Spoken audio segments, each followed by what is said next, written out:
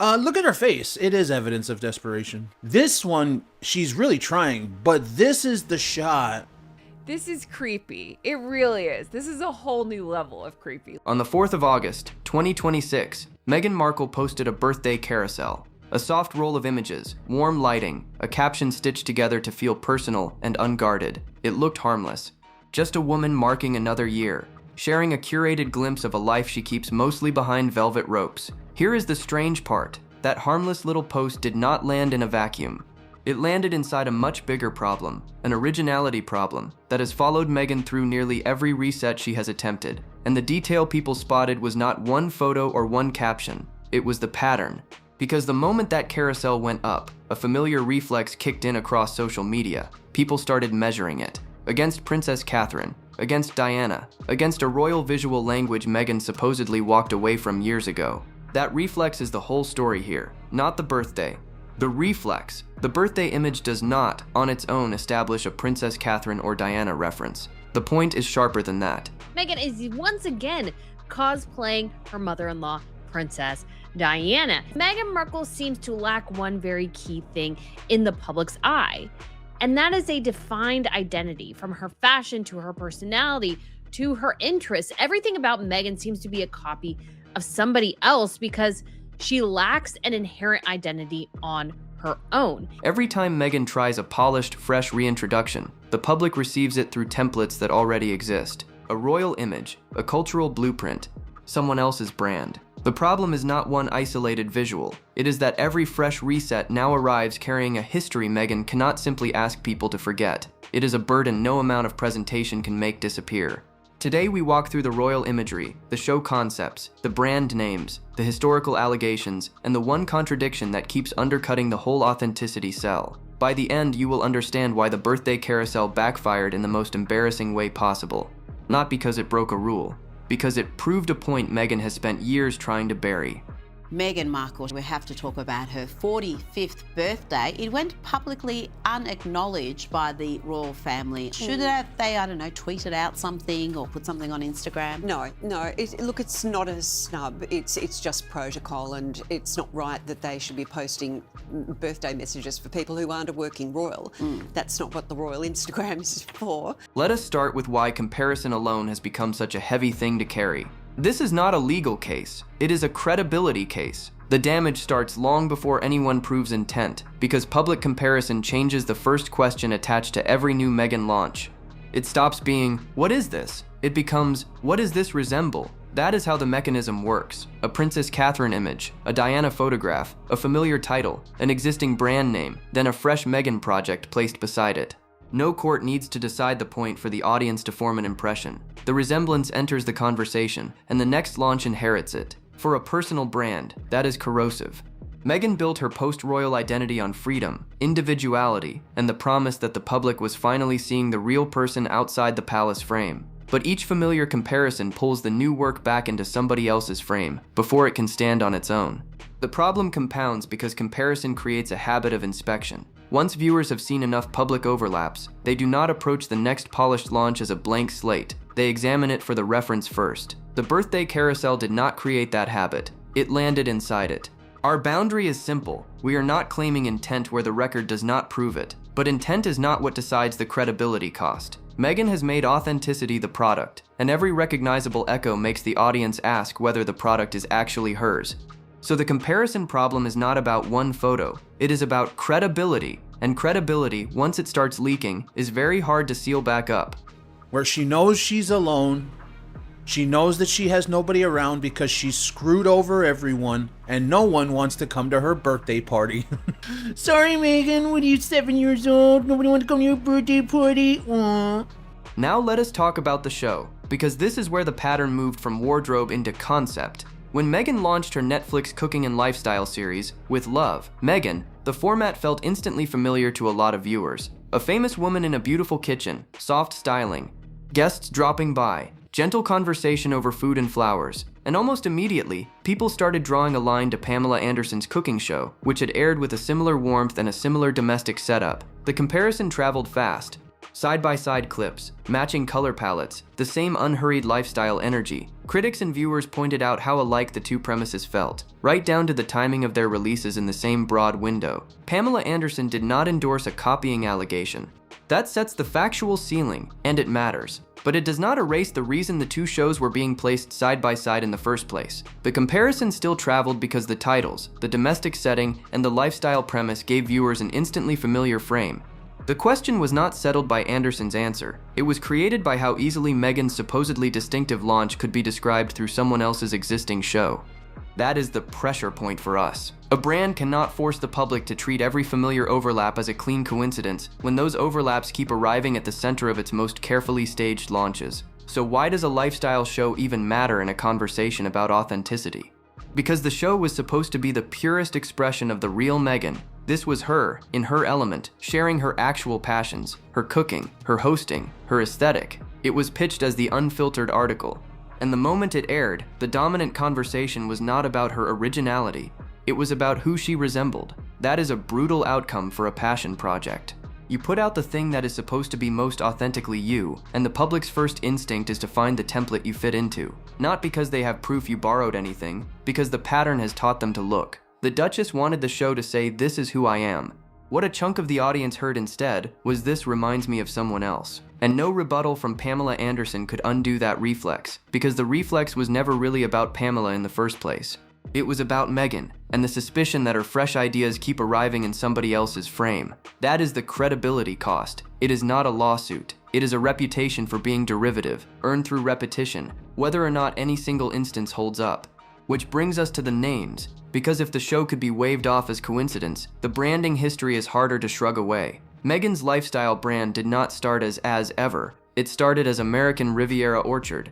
That was the original name, trademarked and rolled out with real fanfare, positioned as the elegant flagship of her new commercial life. And then it quietly changed. The switch from American Riviera Orchard to As Ever was not just a stylistic refresh. Reporting around the rebrand pointed to trademark difficulties with the original name, the kind of practical snag that forces a company to pivot. So the flagship identity, the one meant to anchor everything, could not simply stand on its own. It had to be reworked. Then came the new name, As Ever, and here is where it gets awkward. As Ever was not a blank slate either. There were public reports of an existing name collision, other businesses already operating under the same or a strikingly similar name. The clarification had to come out publicly before the product story could even properly begin. Sit with that sequence for a second. The first brand name hit a wall, the replacement brand name hit another one. Twice, the supposedly original identity turned out to overlap with something that already existed in the world. No legal verdict is required to see the branding failure. There's a famous photo of Diana doing this. And it's not even that I'm surprised anymore that she's cosplaying as Diana, but it shocks me that she thinks she can get away with it still and that people won't notice. And it shocks me that Harry just is okay with this. This disgusts me to my core. Again, if you want to caption it, go for it. I just can't imagine. They always say Harry married his stalker. I'm like, I don't know, I think Harry married his mom's stalker. American Riviera Orchard had to become As Ever, and the replacement arrived beside existing businesses publicly making clear that they were not affiliated. That is not a courtroom claim. It is a disastrous opening optic for a brand selling originality. A name is the cleanest declaration of ownership a business has. It sits on the packaging, the website, the labels, and every public promise that follows. Meghan's first commercial identity changed, then its replacement required public differentiation from people who had already been using the same name. That is not a minor background inconvenience. It tells the audience that even the flag planted for this grand reinvention was not unmistakably hers. The name became another example of a launch that looked less self-authored the closer people examined it, and Meghan is not selling a faceless commodity. She is selling her taste, her story, and her personal stamp. In that model, the name is not decoration. It is the promise. A shaky identity creates a shaky promise. Put the sequence beside the show comparison and the royal imagery, and it stops reading as a set of isolated administrative hiccups. It becomes another reason the public reaches for the same question. What part of this is genuinely Meghan's own? Vanity Fair supplied the detail that makes this more than a vague branding gripe. Mark Kolsky said his New York As Ever clothing business had been operating since 2017, that he had received no advance notice, and that his company was not affiliated with Meghan's. He did not announce a war. He did not need to. The public clarification did the damage on its own. That is what makes the As Ever launch such an awkward fit for the authenticity pitch. Meghan said the rebrand was a return to something she had chosen years earlier, but the public debut immediately placed that supposedly personal name beside people who could demonstrate that they had already been using it. The result was not an image of a founder unveiling a fresh identity. It was an identity arriving with an asterisk, and the distinction matters. We are not saying Kolsky's business proved theft or blocked Meghan from using the name. We are saying that the audience watched another Meghan reinvention begin by explaining why it should not be confused with something that already belonged to someone else. That is precisely the kind of optics a self-authored brand cannot afford. That is how a credibility cost compounds. Each item alone is survivable. Stacked together, they train the public to expect the seam before they even look for it. The logo carried a similar weight, and this one got specific. After the As Ever brand emerged, a complaint surfaced connected to Porreres, a town in Spain, over the brand's emblem. The objection centered on a resemblance between Meghan's new logo and an existing coat of arms or crest tied to that place. Once again, the fresh identity ran into something that already existed, and once again it became a public talking point. Porreres officials raised the complaint. That is the claim, not a legal finding, and it is enough to show why the logo became part of the same public originality problem. But notice the pattern is now touching the emblem too. Not the wardrobe, not the show, not the name, the actual visual mark meant to sit at the center of the brand. The one graphic element that is supposed to be the signature, and even that drew a resemblance objection. This is where the story gets more serious than a wardrobe comparison. A logo is a controlled signature. It is the visual claim a company chooses to represent itself. When that signature prompts an attributed resemblance complaint, the question has moved from styling into the center of the identity Meghan is trying to build. That is why the Porreres objection matters beyond its own merits. Whether or not it holds up legally, it slots perfectly into the established narrative. The public has already been trained by the name saga and the show comparison to expect an overlap. The logo complaint arrives, and instead of being surprising, it feels almost inevitable. Of course the emblem resembles something. Of course there is a dispute. That is what the audience now expects from this brand, and that expectation is the real damage. When people start anticipating the overlap before it happens, you have lost the presumption of originality entirely. You are no longer innocent until proven derivative. You are assumed derivative until proven otherwise, and no single innocent explanation can lift that assumption once it sets. So the logo is not a footnote. It is another brick in a wall that Meghan keeps building against her own authenticity pitch. Each brick is defensible in isolation. The wall is not. Now let us go back in time, because the ownership questions did not begin with As Ever. They go back years, and they run deeper than a name. Long before the lifestyle brand, there was Archetypes, Meghan's podcast with Spotify. And Archetypes carried its own documented naming conflict. There was an existing trademark issue around that name, a dispute involving another party who claimed rights to Archetypes, and the matter ended with a withdrawal on the trademark front. That is the documented history. A name conflict, then a withdrawal. The record is straightforward. An existing trademark created a potential conflict. The application was refused, and the renewed effort was later withdrawn. That is a documented naming problem before As Ever was ever announced. But look at the timeline forming. Archetypes, name conflict. American Riviera Orchard, name problem. As Ever, name collision. That is 3 separate branded projects, 3 separate naming complications. When you line them up, the pattern is not subtle anymore. It is a through line. And then there is the earlier and thornier example, Pearl. This was the animated project Meghan developed, and it came attached to a historical allegation raised in reporting, associated with the name and concept, and connected in coverage to writer and creator claims about a character called Pearl Power. The allegation, attributed to that reporting, and to the party raising it, was that the Pearl concept resembled an existing creation. The Pearl Power allegation must stay attributed. Author Mel Elliott said the similarities between her earlier Pearl Power work and Meghan's proposed Pearl project were too striking to ignore. Netflix's documented explanation for ending Pearl was its broader retreat from animation. Neither point establishes deliberate copying or links the allegation to the cancellation, but the consequence does not need that leap. An earlier creator publicly said that a high-profile Meghan project had occupied familiar ground in both name and concept. That allegation did not vanish when the project vanished. It became part of the history viewers bring to later launches. That is why Pearl matters here. Archetypes created a naming conflict. American Riviera Orchard became As Ever. Existing as-ever businesses had to clarify their independence. Then the Pearl allegation added a concept-level question to the record. Separate evidence ceilings, one accumulating credibility problem. For a brand built around personal authorship, that accumulation is brutal. The audience does not meet each new project with automatic trust. It arrives carrying the previous questions with it, and Meghan has to overcome all of them before the new idea can be received on its own terms. That is the real tax on the brand. Every new explanation begins after the audience has already seen the earlier collision, the earlier complaint, or the earlier allegation. The work is not judged first. The seam is. The Pearl episode earns more than a passing mention because the underlying material was so specific. The Daily Beast reported that Eliot's Pearl Power books had been in print since 2014. They followed a girl named Pearl learning from female role models in history. Meghan's announced Netflix project also centered on a girl named Pearl learning from influential women in history. That is why Eliot said the similarities were too striking for her to ignore. Eliot's point was not a tabloid slogan. According to the reporting, her legal team wrote to Meghan's camp and she asked for acknowledgement or a possible collaboration. Eliot also said she could not know whether anyone on Meghan's team had seen her work. That is the exact boundary. Her allegation remains unresolved, and the Netflix animation explanation remains the documented explanation for the project ending. But a source-bound allegation like that still has a consequence. It leaves a creative figure who had been working on a similar Pearl concept for years publicly explaining her prior claim, while Meghan's far larger project occupied the same cultural space. When later audiences see another familiar name, another familiar emblem, or another familiar format, this is part of the history they remember. That is why the word pattern has weight here. It does not mean every item has the same evidence level. It means the same credibility question has surfaced across names, concepts, imagery, and presentations. Meghan's brand keeps asking viewers to see each project as a pristine new beginning. The public record keeps making that harder. The sharpest contradiction comes from authenticity itself.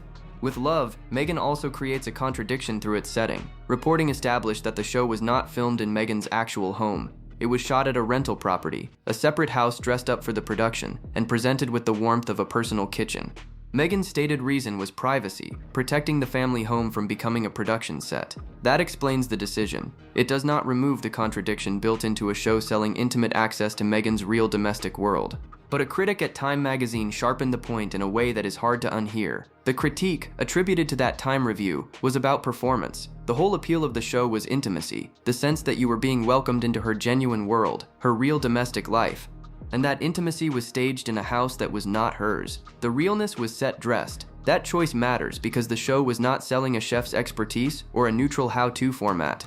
It was selling Meghan herself, the warmth of her table, the ease of her home, and the promise that viewers were finally being invited inside the life she says she has built away from the palace. A rental can look beautiful. It can be sensible for privacy. But it cannot carry the same authenticity claim as the actual home it is standing in for. The contradiction is more serious than a complaint about television production. Viewers were asked to accept a carefully produced substitute as the setting for Meghan's most personal brand statement, while treating that statement as entirely unfiltered. The gap is the contradiction. The brand sells intimate authenticity, but the viewer is shown a constructed stand-in. Once that contradiction is visible, every later image carries a heavier burden. The birthday carousel may be genuine as a post, but it arrives after viewers have already learned that the Meghan world on screen can be built in a substitute location. That does not prove the carousel is staged. It explains why polish now attracts inspection instead of trust. That contradiction pulls everything together. Meghan's core product is authenticity, the real me, finally unfiltered. Yet the flagship demonstration of that realness was filmed in a rented set and presented as home.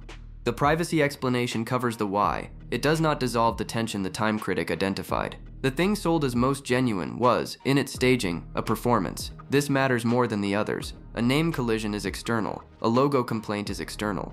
Somebody else's coat of arms and trademark bumped into Meghan from the outside. But the rental set is internal, a choice about how to present her own truth, and a choice to stage it. When the packaging of authenticity is itself staged, the whole brand promise wobbles from the inside. It is one thing for the public to say your name resembles someone else's. It is another for them to sense that the intimacy you are selling is a set. The first is an accusation about originality. The second is an accusation about honesty. And honesty is the one thing an authenticity brand cannot afford to lose. This is why the staged home critique intensifies everything around it. It gives the audience permission to scrutinize the presentation itself, not just the content. Once you know the cozy kitchen was rented, you start wondering what else is arranged for effect. The caption that feels spontaneous, the candid photo that feels candid, the warm birthday carousel that feels personal. Suspicion, once it moves from the products to the presentation, does not stay contained, and that is precisely the state Meghan was in when she posted those birthday images. Primed audience, trained reflex, a public that has learned to look past the surface for the seam. She did not create that condition with the carousel. She walked into it. The deepest layer is the royal frame she supposedly left behind. The whole Sussex project was pitched as independence, stepping back, building something new and self-defined, away from the institution and its imagery. That was the promise of the exit, freedom to be authentically herself, outside the palace frame, and yet the frame followed her. This is the Princess Catherine and Diana connection, and it is the most persistent comparison of all. Over and over, Meghan's images get read through royal templates. A pose gets lined up against a Princess Catherine photograph, a styling choice, a charity visit, a magazine cover, gets set beside a Diana image from decades earlier. The independence pitch keeps being received through the very royal imagery it claimed to escape. The Princess Catherine and Diana readings are reported public comparisons, not findings about Meghan's intent. Even so, a brand built on escaping the royal frame keeps being received through it, and that is a failure of the independence pitch. The Northwestern sweatshirt is the cleanest example of why this royal frame keeps returning. Reporting in 2025 noted Meghan wearing the purple Northwestern top that Diana had famously worn after visiting the university in 1996. Meghan attended Northwestern, so there is an obvious personal connection and no basis for claiming intent. But the public visual comparison still arrived instantly because Diana's image is already embedded in the culture. That is the difficulty Meghan cannot solve with another polished photograph. She can have a perfectly ordinary explanation for a look, and the comparison can still consume the image because the royal reference is more recognizable than the new presentation. The Megxit promise failed on this point. The brand was meant to establish distance from the royal story, yet it repeatedly depends on that story to be legible at all. Princess Catherine creates a different version of the same problem. The reported comparisons around the As Ever reel did not establish that Meghan designed the image to echo Catherine. They reveal a royal comparison framework already waiting for the next Meghan visual, whether Meghan wants it there or not. But think about how cruel the irony is. Meghan's entire narrative is escape from the royal machine. She left, loudly, and built a brand around having left. And the single most durable lens the public uses to interpret her is that exact machine. Every polished appearance gets asked, does this echo Princess Catherine? Does this echo Diana? The escape narrative and the reception narrative are in direct conflict. That conflict drives the brand's central problem. Meghan cannot sell freedom from a template while the public keeps reading her through it. Either the template is wrong or the freedom is oversold. The more polished and deliberate her resets look, the more they invite comparison, because polish reads as staged, and staged sends people hunting for the reference. Diana is the heaviest of these comparisons, because Diana is sacred to so much of the audience. Placing Meghan beside Diana is not neutral. It carries enormous emotional weight, and it almost always cuts against Meghan, because the public reads it as trespassing on hallowed ground, rather than honoring it. The Princess Catherine comparison carries a different charge, a sisters-in-law rivalry the tabloids have fed for years. Both frames are royal. Both frames are exactly the frames Meghan said she was leaving, so the independence brand and the royal reception cannot both be fully true. And right now, the reception is winning. The public keeps choosing the royal lens, and no amount of California lifestyle branding has pried that lens off. That is the frame Meghan is fighting, and it is why a simple birthday post could not just be a birthday post. The pattern is cumulative, not individual. The pattern spans the names, 3 or 4 branded projects tangled in naming conflicts and collisions, the Porreres resemblance complaint, the unresolved Pearl Power allegation, the persistent Princess Catherine and Diana comparisons, and the flagship authenticity show staged in a rented home.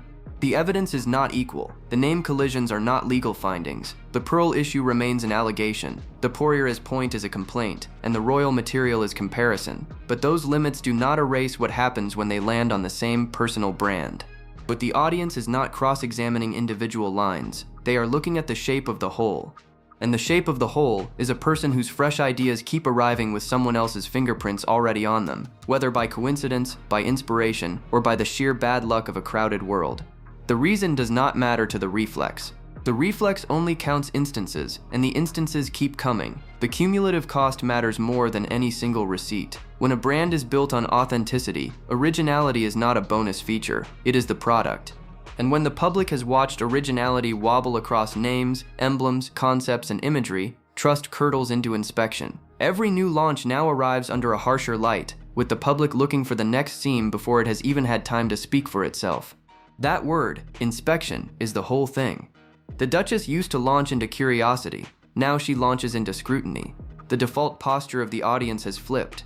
Where they once asked, "What is this?" they now ask, "What does this resemble?" And a brand that gets inspected before it gets enjoyed is a brand fighting uphill on every single release. That is the credibility cost, fully assembled. Not a lawsuit, not a proven copy, something quieter and more corrosive. A reputation for being derivative, earned by repetition, that now front-runs every announcement. Meghan does not get the benefit of the doubt anymore, and she cannot buy it back with polish, because polish is exactly what triggers the doubt. The evidence does not establish a hidden plan to copy anyone. The question it does create is more damaging to Meghan's brand. How many future launches will arrive with a familiar reference already attached? That is the credibility cost. The audience does not have to prove a secret scheme before it changes how it receives the next polished image, product, program, or name. It only has to recognize enough previous overlaps to begin looking for the next one, and that habit is harder to reverse than a single public complaint. A complaint can be answered. An audience trained to inspect every launch has to be won back through work so clearly original that the old comparisons stop sticking. That is the bind. The question is no longer whether every individual incident can be defended. It is whether Meghan can produce something so unmistakably her own that the inspection finally loses its grip. Until then, the birthday carousel walks straight into the pattern. The birthday carousel exposes the pattern one final time, which is why the harmless post backfired so badly. The birthday carousel did not need to make a direct royal reference to illustrate the trap. Its significance is that even a simple personal post now arrives carrying the weight of every earlier comparison. The moment it posted, the reflex fired. Compare it to Princess Catherine. Line it up against Diana. Search the styling for a template. An entirely innocent post got processed through the derivative brand filter, because that is the only filter the audience has left for Meghan. The carousel backfired not by being a copy, but by being one more opportunity for the public to practice the comparison they have been trained to make. That is the embarrassing part. Not a lawsuit, not a takedown. Something subtler and more revealing. A simple birthday post could not be received on its own terms, because Meghan no longer controls the terms. The pattern controls them now. She posts, and the audience inspects, and the inspection is the story every single time. The problem was never one outfit or one logo. It is the accumulation, the names, the emblem, the concept allegation, the royal imagery, and the staged authenticity, all stacking until the audience stopped assuming originality and started assuming the seam.